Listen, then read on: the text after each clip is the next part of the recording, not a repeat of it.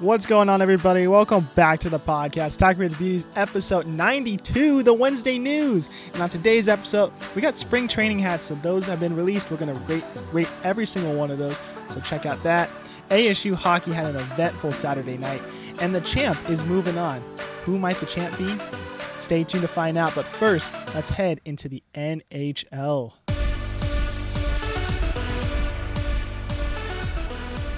So yes, on today's episode, we got a lot to talk about. I mean, every sport practically is going to get mentioned in this episode, and everything has something very big. So I changed up my configuration. So if I look off to the side, I got my notes there, got the screen here because we're going to be reacting to things on the screen. So I actually got videos to implement. Hopefully it comes out well.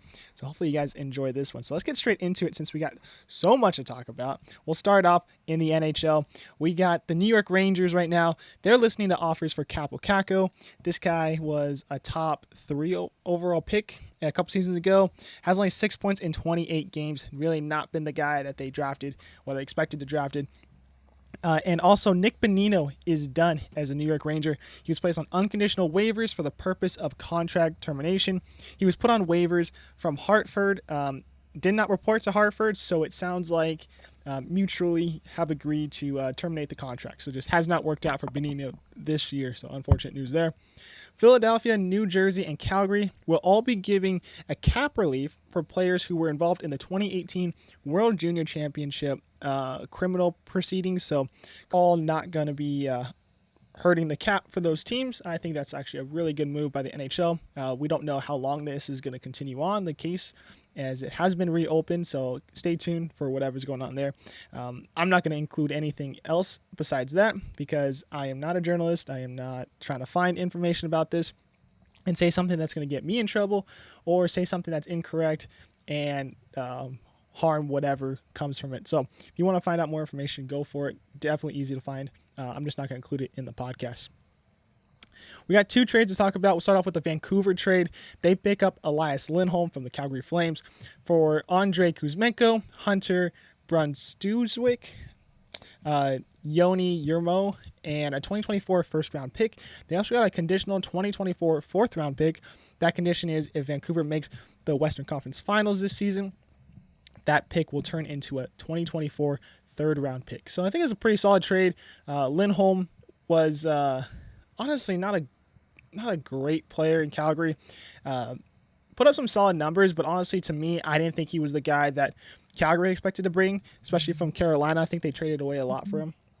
Definitely paid him a lot. So I think Calgary moving on from him, getting Kuzmenko, a couple other stuff, especially that first-round draft pick, I think is definitely good.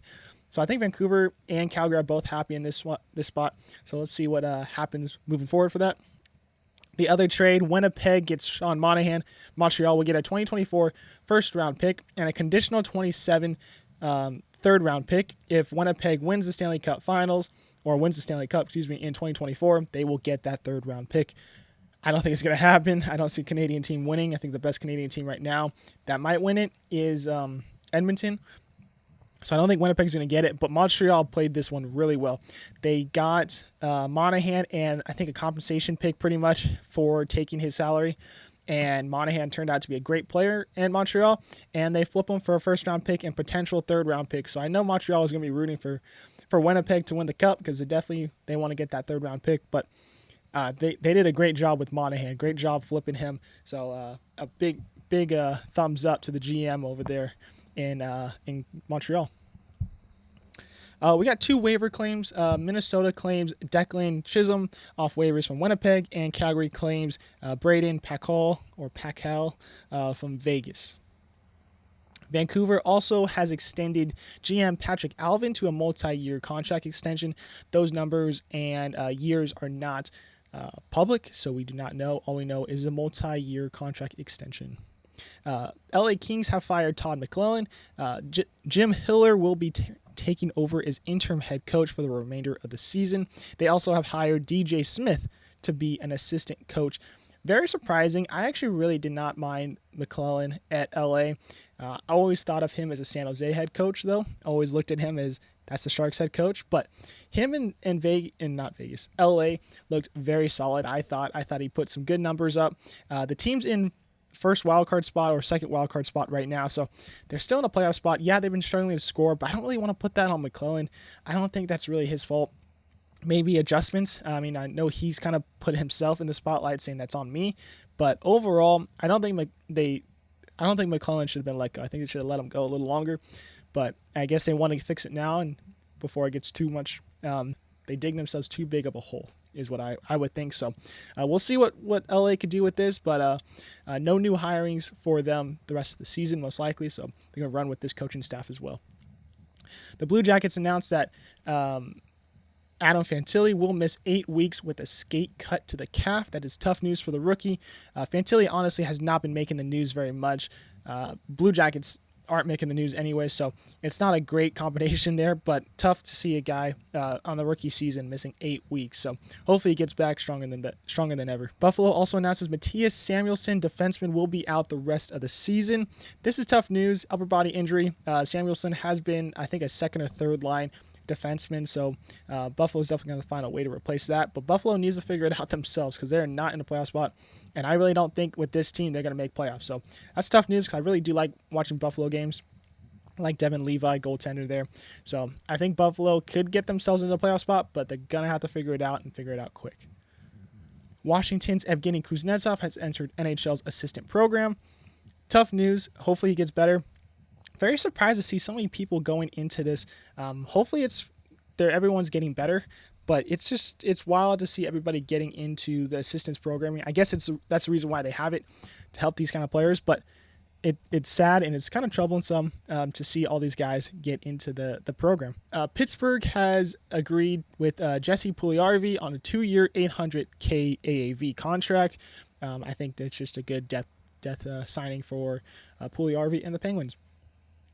And we'll end this talk on 2 big news. We'll start off with the Winter Classic 2025. That has been announced to go to Chicago. The Blackhawks will host the St. Louis Blues at Wrigley Field. That's going to be a cool venue for sure. Wrigley is one of the oldest ballparks in America, and to see that one have a hockey arena or a hockey rink is going to be pretty sick. Cool backdrop as well with the ivy behind it. So sucks that Chicago's getting another outdoor game. Seems like we always are seeing them in an outdoor game, whether it's every 2 or 3 years. The Blues seem to be kind of going back and forth with the Hawks recently, so I'm not surprised they picked these 2 to go in it, especially with the St. Louis Cardinals Chicago Cubs rivalry. So you kind of get that Blues Blackhawks rivalry as well, representing both of those teams.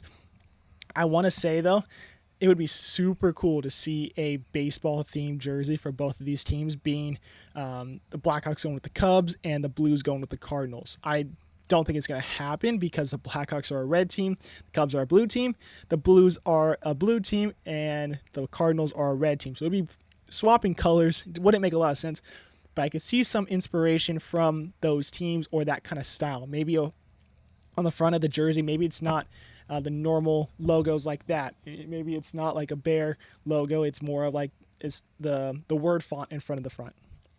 Maybe we just see Chicago on the front of the jersey, or maybe we just see St. Louis on the front of the jersey, or just Blues. Something a little different, maybe some baseball inspired because of this rivalry of St. Louis and Chicago. And at Wrigley Field, I would see that. That'd be really sick. But who knows? They got a lot of jersey history for both teams, so we'll see what happens with those. And we'll end it on the most exciting news, I think, out of this whole, honestly, potentially this whole episode. NHL and the NHLPA have announced that there is new international news to come out. 2 big things. We got NHL players will be participating in the 2026-2030 Winter Olympic Games. The rink in Torino, Italy will be NHL size, will not be Olympic size. I'm not sure where 2020 or 2030 will be, but 26 will have a rink, so that is good news for the NHL, for fans, and for the Olympics.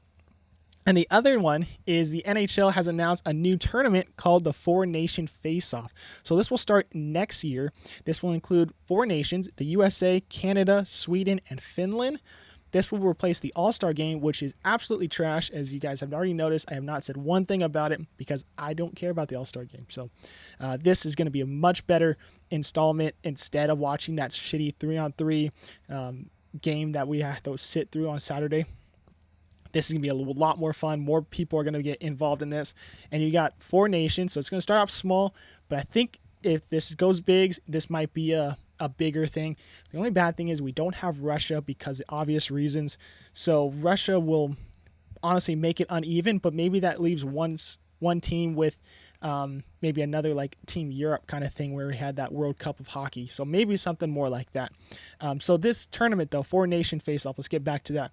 This will be viewed as an appetizer for the return to full international calendar of the World Cup of Hockey and the Olympics. This will be on February 12th through February 20th, 2025. There'll be one Canadian host and one U.S. host. Right now, we're rumored to hear that Boston and Montreal will be hosting the tournaments. That is not confirmed, though.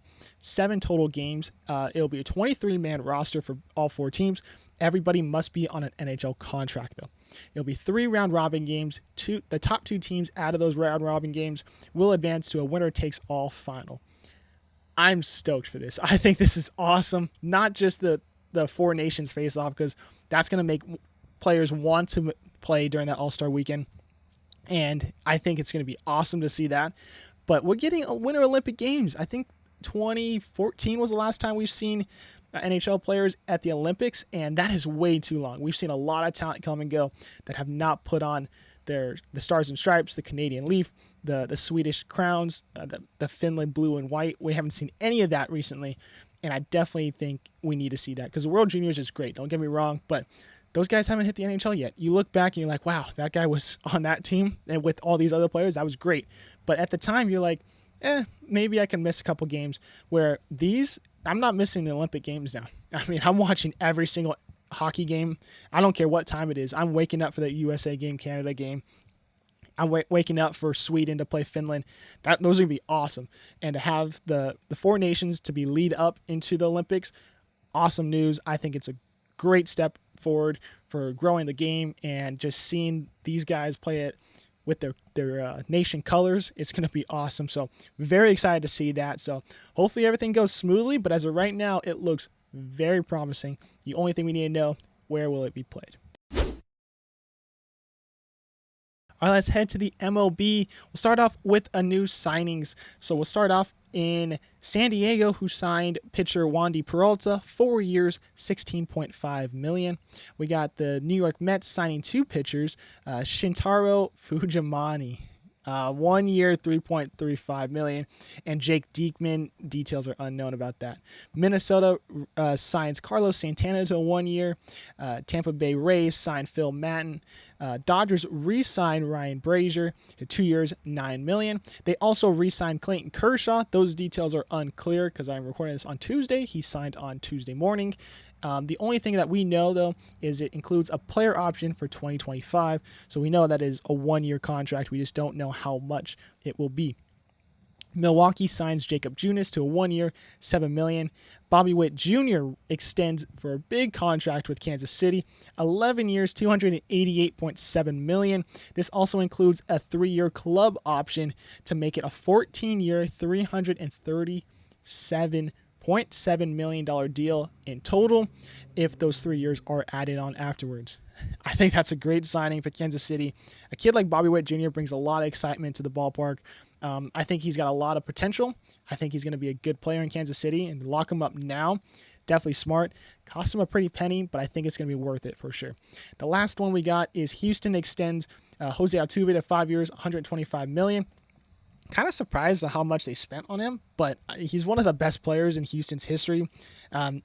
Potentially on the team right now, along with Jordan and other guys as well. So I think bringing him back for another 5 years is going to be good.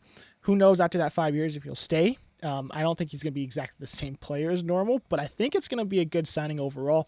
So I would be very surprised to see any other jersey on Jose Altuve. We got 3 trades right now, so we're going to talk about the biggest one first. Baltimore and Milwaukee. So we got Corbin Burnes going to Baltimore for DJ Hall and Joey Ortiz. This is crazy. Corbin Burnes' name has been floating around like crazy the last couple of seasons about him being traded. Never has happened during the deadline. He's always stayed on Milwaukee. But now him going over to Baltimore, I think this is a great trade. I think Baltimore just looks even better now.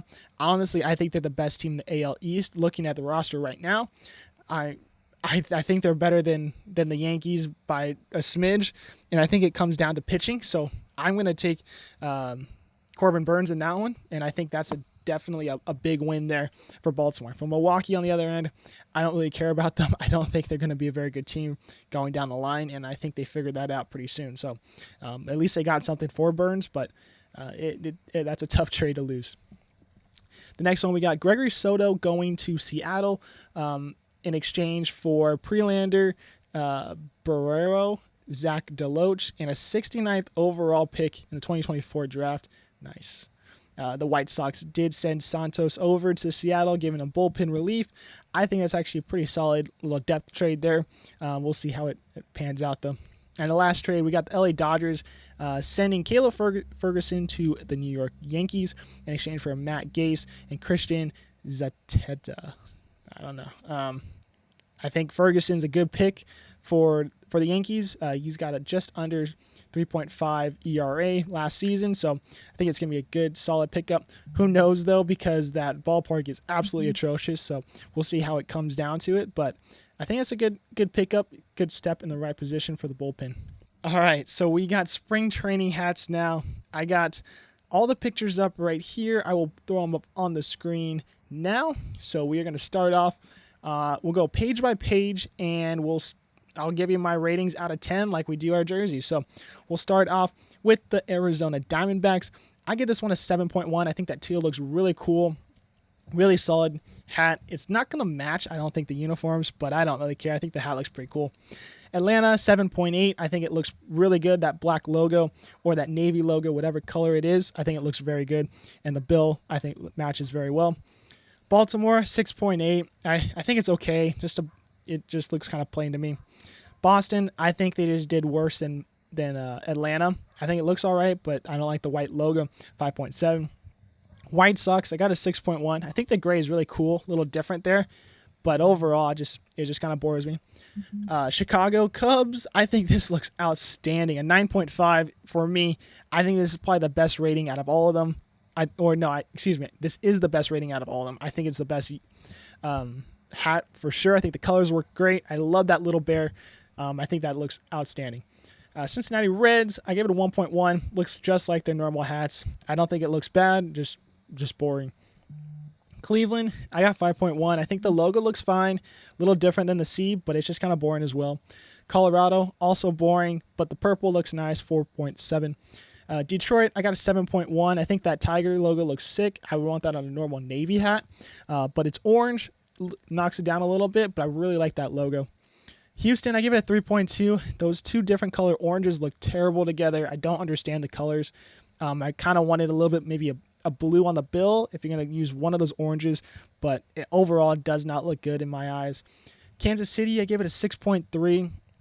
Again, I think the colors look good like the Cubs. I just think we've seen it before with Kansas City, so I just got to give it a 6.1 or a 6.3. Head to the next page. We got the Angels leading this one off, 1.2. This looks trash. It looks like their normal hat, which I think it looks good. The normal hat looks fine, but it's just boring. Seen it before. All these logos in their history, and they go with the most boring, basic one. 1.2. Dodgers, I give it an 8.1. I actually think this looks really good. I like the D logo. I think that could go on a normal hat now, and they could get away with it. I think it looks very solid. Like that deep blue as well. Really makes that D pop there. 8.1. Miami, I got a 5.3. I think we've seen it before, so I just kind of gave it a 5.3. Milwaukee, I just don't think these yellow color works for their logo. Not a huge fan of the logo as well, so a 3.8. Minnesota, I got a 4.5. I think the colors are fine. I just think it's not executed as well. The flags look kind of cool. St. Paul on one for the S and Minneapolis as the M. So I think that's cool. Twin Cities there, but I just don't think it's executed as well. Yankees, I also gave a 1.1. We've seen it before. That's what they normally do. So I just give it a 1.1. Mets, I give it a 0.9. I think this is terrible. I think we need some white in there to contrast those two colors because they're fighting for attention. I do not like it whatsoever. Oakland, 0.5. This is even worse than the Mets. I think this is terrible. That yellow and green do not go together, so I got to pass big time on that. Philly, I gave it 7.2. I think that I like that logo a lot. I could see that on a normal hat for them, so I think this looks really good. Pittsburgh, 1.4, not a huge fan of that yellow as well. I think it doesn't work very well. San Diego, the team I'm wearing, this is their normal hat. They got the brown with the yellow. This is a yellow and brown. Not a huge fan of it as well, but what else can you do with this? I'm not too sure. Give it a 2.1. I think the brown makes it a little bit better than the black, but I'm not a very big fan of that either. San Francisco, to round this one up, 3.7. I don't like it as much as Baltimore's, and I think it might have to do with the bill, but I'm just not a big fan of that. Last page, we got Seattle. Give it a 6.7. I think that teal looks really, really cool. Kind of want to see this one in person, though, or maybe with a uniform. St. Louis, 8.1. I'm a really big fan of logos that have birds in them for some reason, and I think this one works. I think it looks really good. It looks better than the STL, in my opinion, and I think it looks better on the red than it does on the blue, where they normally wear the blue ones with that logo. So I give it an 8.1.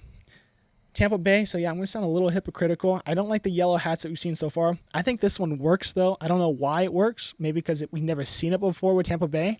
But I give it a 6.9. Texas, 7.9. I think the colors look really good. We're starting to see it more and more often because people are really enjoying this baby blue color. So I think Texas might be overusing it pretty soon. But as of right now, I think it looks good. 7.9. Toronto coming out with a white front on the hat. And I think it looks all right. I think it's a 6.2 for me. We got just 3 different main colors, though. We got white on the front, we got a baby blue on the bill, and navy on the back of the hat. Overall, 6.2, not terrible. And lastly, Washington, 2.4 for me. I don't think it's all that great. I think the logo's boring, but I think the colors are kind of cool. I just feel like they could have done more. They got more uniform stuff in their All right, let's head to the NFL. So we'll start off with Seattle. They hired Baltimore's defensive coordinator, Mike McDaniel, to be their new head coach. It's a 6-year deal. And they also expected to hire Jay Harbaugh as their new special teams coordinator. So look for that soon. Boston College's head coach, Jeff Hafley, will take over the defensive coordinator job at Green Bay. Washington has hired Dan Quinn as their new head coach, and also their new offensive coordinator will be Cliff Kingsbury. And lastly, Philadelphia announced that they will be the home team in the 2024 Friday night game in Sao Paulo, Brazil for week 1 of the NFL regular season. So that's pretty cool. I don't know who they're going to be playing, but Philadelphia has been announced to be the home team for that. So Philly will be going to Brazil. We'll head to F1 now. We got Lewis Hamilton. That's the champ that I was talking about at the top. 7-time world champion. Will be moving on from his team Mercedes and be going to Ferrari after the 2024 season. Mercedes has not been the same the last couple of seasons. They've really been leapfrogged big time by Max Verstappen and the Red Bull team. Lewis Hamilton, I don't know how long he's been there, but it feels like forever. Honestly, it feels like forever. The weirdest part about this is that he announced that he'll be moving on before this season is even starting. So I don't know what they're going to do with Hamilton. Are they going to still make him the number 1? Because I think he is over Russell. But are they going to make George Russell more focused on, and Hamilton's just going to be there? He's already got a team next year. He will be taking over Carlos Sainz, his car for Ferrari. So Sainz now needs a job. I like Carlos Sainz a lot, so I think they did that dirty. I don't like that they brought this news out now. I think during the season it would have been fine, but I don't know. I think it's a crazy move. I've never seen so much buzz around, honestly, just one thing of news in sports. And when this came out on last Thursday, this was buzzing. Like, everybody was talking about it that I saw on Twitter and Instagram. And even I was watching soccer and they were talking about this. So Lewis Hamilton moving on from Mercedes, big news. He's going to Ferrari. We'll have to see how that goes down. All right, we got soccer, so a little bit more than I expected, but I think it's definitely important. We got 2 big news, so we'll start off with the number 1. Kylian Mbappe has officially announced that he will be moving from PSG when his contract expires in the summer of this year, and he will be moving on to Real Madrid. This is no surprise whatsoever. It's big news, yes, but no surprise. There's been flirting about him going to Real Madrid for a long time now. It sounds like it's just going to be a free transfer instead of a transfer during mid-season, like a January transfer window. So he'll be moving on during the summer. I don't really know how to feel about this. I think Real Madrid's going to get better for sure.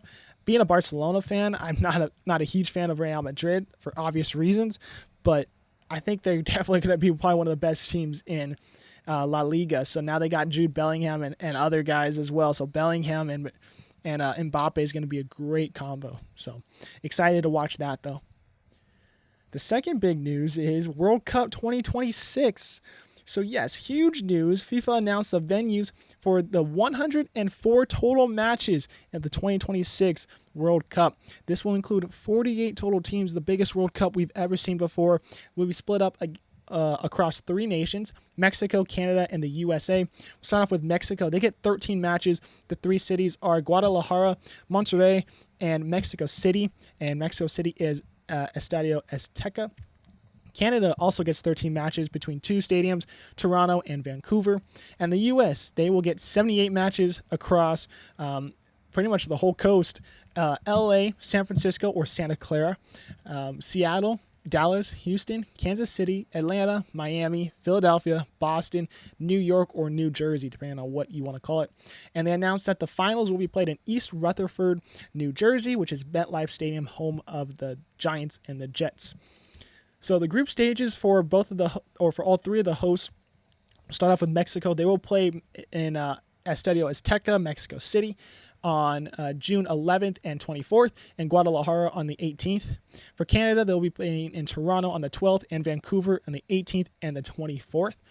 For the U.S., they're going to L.A. on the 12th and the 25th, and they'll be playing in Seattle for the 19th. So I'm very excited for this. I'm stoked. Of course, we guys have been talking about LA potentially not having games because SoFi does not have the requirements for it or don't want to change their dimensions of their stadium or their field or the split of the money, all this drama. But luckily, the U.S. have been not just announced to be playing in LA, but LA gets 2 games. So I will definitely be going to one. I would love to go to both games. If I could get to both games, I'm definitely going to do it. I will be happy with just one game for sure. But if you guys are in LA area, you guys are going to want to go to this game. I mean, these games are going to be outstanding. You're going to have probably one of the best teams that we've seen since maybe that Brazil World Cup. Most excitement, I think, for the U.S. to not just win, but just to play their group stage games. I think this is the best chance for them to win a World Cup. When you get those next couple of year guys up there, they don't have to go through qualifying, which I think is going to be a little bit of a scare. They got to definitely schedule some good friendlies to kind of get themselves ready.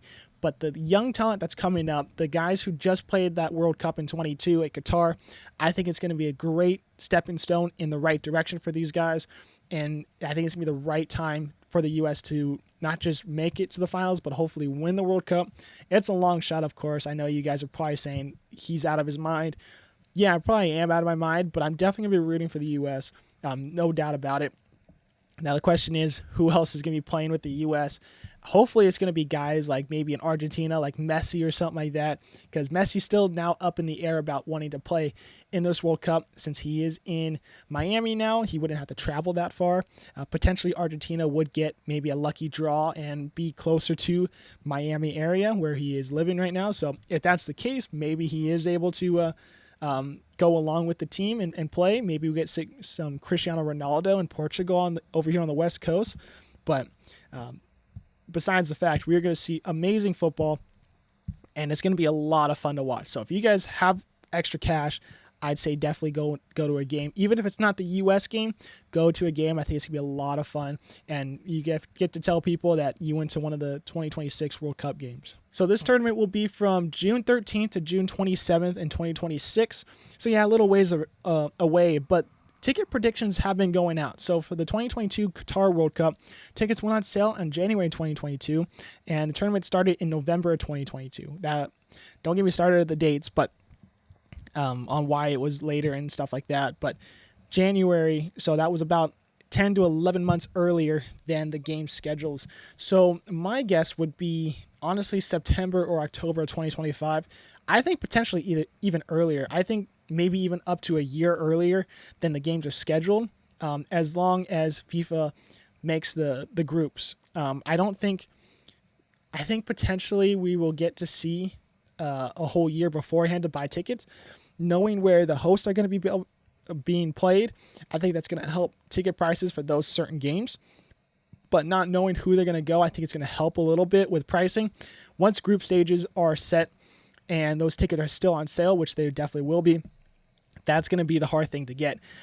You're definitely not going to see prices where they were when they officially dropped. So save up that money. I think 2025, October, maybe September, potentially even July or June at the earliest, I could see tickets going on sale. I think you go on the FIFA website to notify you when those tickets are out, but you will definitely know when the tickets are out. It will be all over the news and your social media. So check that out.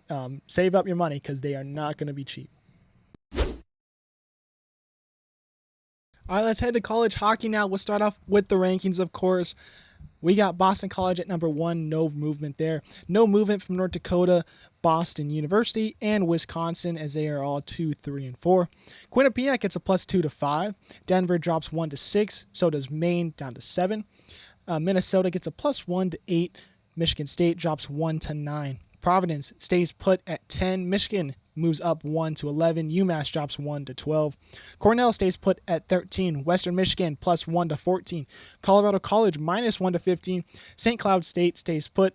New Hampshire gets a +1 to 17. ASU drops 1 to 18. Omaha gets a +1 to 19. And RIT drops 1 to 20. Other receiving votes that had double digits: Notre Dame 49, Holy Cross 20, Northeastern at 19, and St. Thomas at 11. So as we mentioned last week, Beanpot started on Monday. We had the semifinal games on Monday, so let's get into a quick review. Northeastern did beat Harvard in the first game in overtime, 3-2. Goal from probably the best name in hockey, Gunnar Wolf Fontaine. I mean, I don't know if I've ever heard a better name than Gunnar Wolf. I'll throw his name up. You can see how it's spelled. Awesome name. Awesome spelling. Great goal as well. Northeastern moves on to the finals. They'll be playing Boston University as they beat Boston College 4-3. Macklin Celebrini scored twice in this one, both in the first period. Boston University never did trail, up 4-1 at one point in this one. So great job by BU.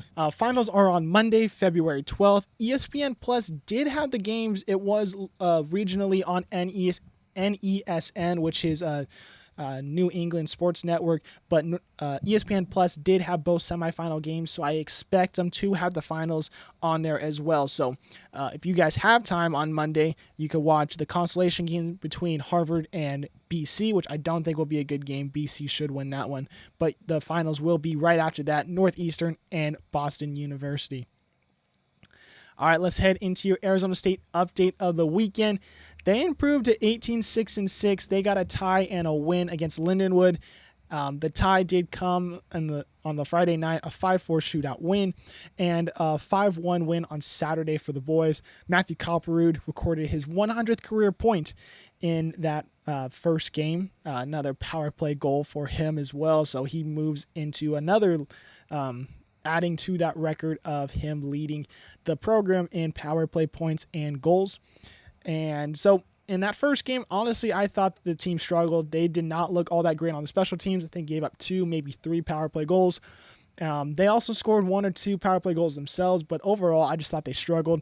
Not a great game in my eyes, but hey, they got the tie. They were able to get that. I don't think they led that game at all. I could be wrong, but what I can remember, I don't think they led that game at all.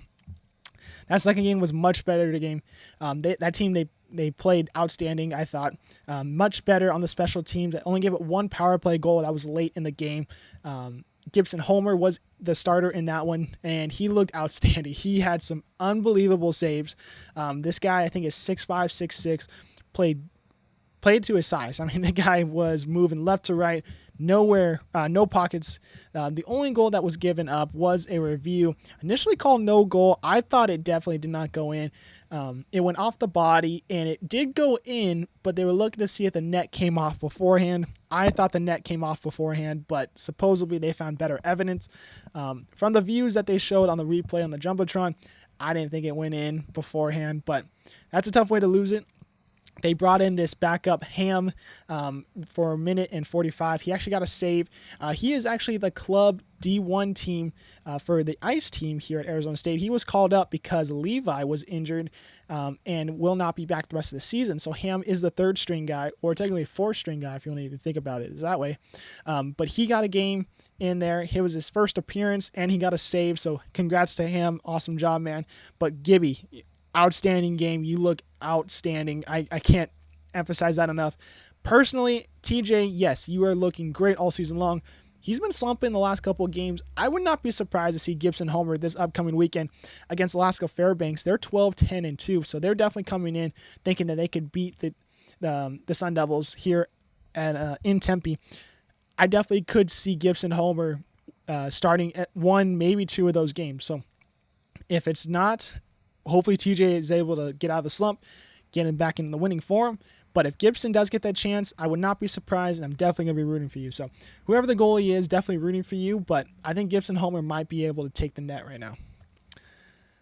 Let's backtrack a little bit to that game 2 on Saturday. So despite winning 5-1, there was a lot of tempers being flown in this one. Arizona State and Lindenwood got into a giant fight. 7 minutes left, 5-0 at this point of the game, but I've never seen a fight like this in a college match. I mean, I've seen it in NHL, I've seen it in minor leagues, I've seen it in the East Coast leagues on Instagram and stuff, but I've never seen this in college. So I'll pull up the video. We got a video reaction here. Hopefully it comes out well. I know I'll put the video in there whether you see my screen or not. But give you a little backstory here. A lot of big hits going back and forth last 10 minutes of the game. All about 7 minutes left. And Darren Helm and this guy named Drew Kuzma for Lindenwood were going back and forth at it.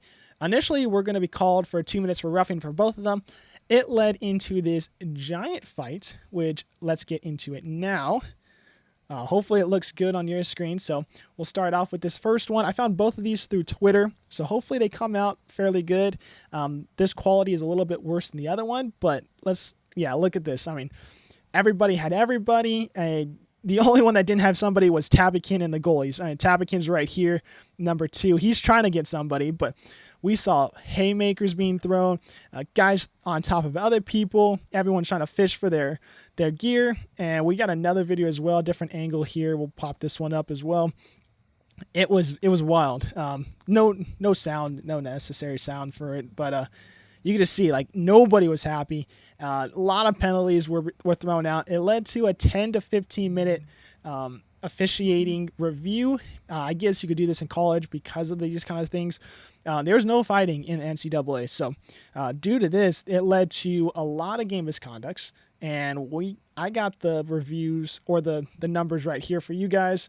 And let's get into it. So for Arizona State, Cole Helm got a 4 minutes for roughing, 5 minute for fighting, and a 10-minute game misconduct. Cole Gordon got 2 minutes roughing, 10-minute game misconduct. Tim Lovell, 2 minutes roughing, 10-minute game misconduct. For Lindenwood, Drew Kuzma, 4-minute roughing, 10-minute game misconduct. Jack Anderson, 2 minutes for roughing. Adam Conquest, 5-minute fighting, and 10-minute game misconduct. And lastly, Colton Wilkie, 4 minutes for roughing. This led to only just a 2-minute power play for Lindenwood, which did lead to that goal. So that was a tough one for them. There was 2 more scrums after this.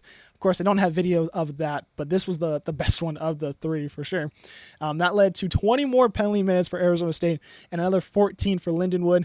Led to about 6 or 7 guys on each team being kicked out of the game in total, and those benches were thin. But a lot of chirping going back and forth. Lindenwood definitely was frustrated in that one. They should have won that game on Friday. Did not, so they definitely were flat-footed in that Saturday game, and we're not ready for the Sun Devils. So despite the big fight, I thought the guys played well. Hopefully they keep their cool a little bit better, but it's always fun to go to the game and watch a fight, especially in college where you don't see it very often. So this upcoming weekend, Alaska Fairbanks coming.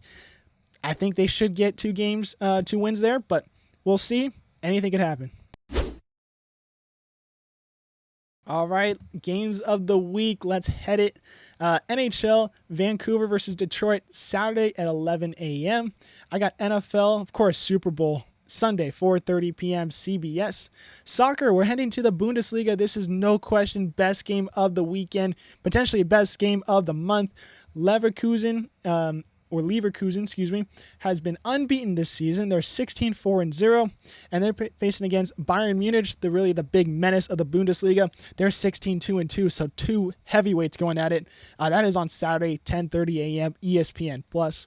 For college hockey, I got number 10 Providence versus number 7 Maine. And for softball, which is college softball, that is starting up this weekend. Nothing to talk about besides games, so we'll wait till next week to talk about upsets and things like that. But if you're going to choose one game to watch, number 8 UCLA faces number 5 Texas at the Mark Campbell Invitational. That is on Saturday at 7 p.m. I expect it to be on either ESPN or ESPN+, so check that one out. Well, guys, hey, that will do it for this episode. Thank you guys for listening and watching, whether you guys are on YouTube or Spotify or Apple Podcasts. I appreciate it. Hopefully, you guys have been really enjoying the episodes. I'm really enjoying making these. I'm finding new ways to make them better every single time. So slowly start incorporating more and more things for this. I expect it to get better as we go along. Of course, I don't know if it will be gradual or right away. But I appreciate you guys bearing with me with all the struggles, especially with uploading the last episode with Jill. That took way too long to upload, but now that I know, I will start uploading even sooner than that, so it does come out more on time. But the audio versions will always be out before the YouTube versions. So if you guys don't want to wait, check out the Spotify and Apple Podcasts. Links will be down below if you're watching this on YouTube. But if you guys don't mind waiting, YouTube will always be up. It might just take a little bit longer. So links down below if you're on Spotify and Apple Podcasts. If you want the link to the YouTube channel, it's just the normal Talking with Beauty's name. So hopefully you guys like this one. Make sure you like and subscribe. Check out the socials. Check out the audio versions. Follow those ones and rate them, because that helps us go a long way. So I appreciate you guys listening to this one. I hope you guys have an awesome weekend. Watch some sports. We'll see you guys later.